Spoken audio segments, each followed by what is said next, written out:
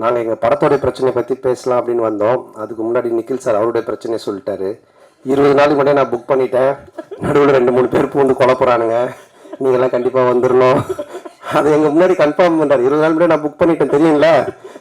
அந்த 2 பேர் யாருன்னு உங்களுக்கும் தெரியும். ஸோ எங்கள் பிரச்சனையை விட அவர் பிரச்சனை தான் பெருசாக.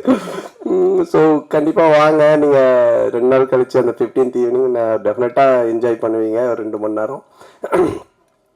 இந்த படம் வந்து ரொம்ப ஸ்பெஷலாக இருக்கும்.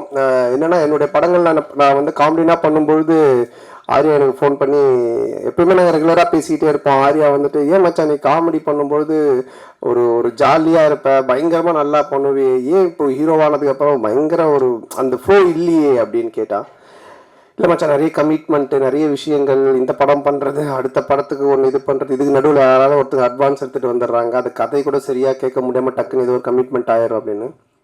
அப்போ ஆர்யா சொன்னது, இந்த படத்தில் நீ ஃபுல்லாக க்ரியேட்டிவிட்டியில் இறங்கி வேலை செய், உன்னோட பிரச்சனை எல்லாத்தையும் நான் பார்த்துக்கிறேன், உன்னோட ப்ராப்ளம் எல்லாத்தையும் நான் சால்வ் பண்ணுறேன், நீ ஒன்லி வேலை செய்ய வேண்டியது இந்த 1 இயர் இந்த படம் மட்டும்தான் அப்படின்னா. பட் நான் இங்கே என்னதான் நாங்கள் கூவி படத்தை விற்றாலும் நீங்கள் பார்த்துட்டு சொல்கிறதா ரிசல்ட்டு. நீங்கள் தேட்டரில் பாருங்கள், ஃபேமிலியோடு பாருங்கள், குழந்தைங்க எல்லாரையும் கூப்பிட்டு போய் பாருங்கள், டெஃபினட்டாக என்ஜாய் பண்ணுவீங்க.